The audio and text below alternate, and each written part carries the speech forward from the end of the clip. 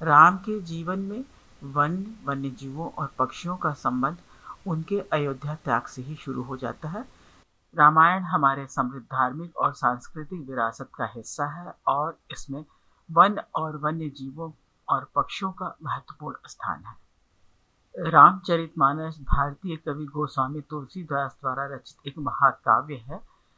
यह प्राचीन भारतीय महाकाव्य रामायण का पुनर्कथन है, जो भगवान राम के जीवन और साहसिक कार्यों का वर्णन करता है। यह महाकाव्य मुख्य रूप से भगवान राम, उनकी पत्नी सीता, उनके भाई लक्ष्मण और भक्त हनुमान के सहित अन्य लोगों की कथा पर केंद्रित है। जंगल वास्तव में रामायण में एक महत्वपूर्ण स्थान रखता है, क्योंकि राम, सीता और लक्ष्मण अपने निर्वासन का एक बहुत बड़ा हिस्सा जंगल में बिताते हैं। राम के जीवन में वन, वन्यजीवों और पक्षियों का संबंध उनके अयोध्या त्याग से ही शुरू हो जाता है, जब वे अपनी माता कैकेयी के वचन को पूरा करने के लिए 14 वर्षों के लिए वनवास में जाते हैं। राम ने उस भूमिका को स्वीकार नहीं किया जो समाज ने उन पर थोपी थी। उन्होंने कैकेयी के वरों में अपने पहचान निर्मित करने का अवसर देखा।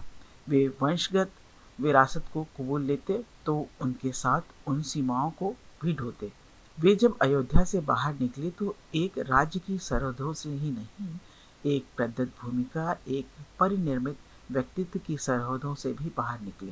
रामचरितमानस की कथा बायोग्राफी नहीं है, यह जन समर्थन को उत्तीर्ण करने के लिए एक राजकुमार द्वारा अपने को पुनरावेशित करने की कथा है।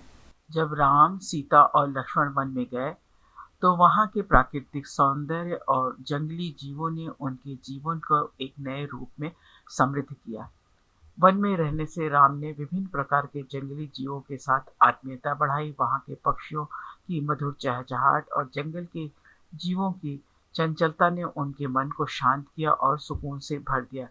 रामचरितमानस में विशेष रूप से भगवान राम के वन में वनवास की अवधि के दौरान विभिन्न प्रसंगों में प्राकृतिक परिवेश और वन्य जीवों का वर्णन किया गया है।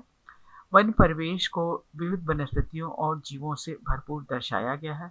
हालांकि यह पाठ भगवान राम के वनवास के दौरान उनके आसपास के वन जीवों की कोई विशिष्ट गणना प्रदान नहीं करता है, लेकिन यह जंगल की सुंदरता, विभिन्न जानवरों, पक्षियों की उपस्थिति और प्राकृतिक वातावरण की समग्र शांति का वर्णन अवश्य करता है। महाकाव्य के विभिन्न प्रसंगों में भगवान राम, सीता और लक्ष्मण के बीच जंगल के प्राणियों के साथ बातचीत पर प्रकाश डालता है। उदाहरण के लिए अपने वन के दौरान विभिन्न ऋषियों, साधुओं और जानवरों के साथ राम की मुलाकात होती है, जिसका वर्णन विस्तृत रूप से अनेकों प्रसंग में किया गया है। निष्कर्ष के रूप में रामायण नए जीवन की महत्वपूर्ण सीखों को साझा करती है और प्राकृतिक संसार से हमारा गहरा संबंध बताकर मानव को एक सही मार्ग पर चलने के लिए प्रेरित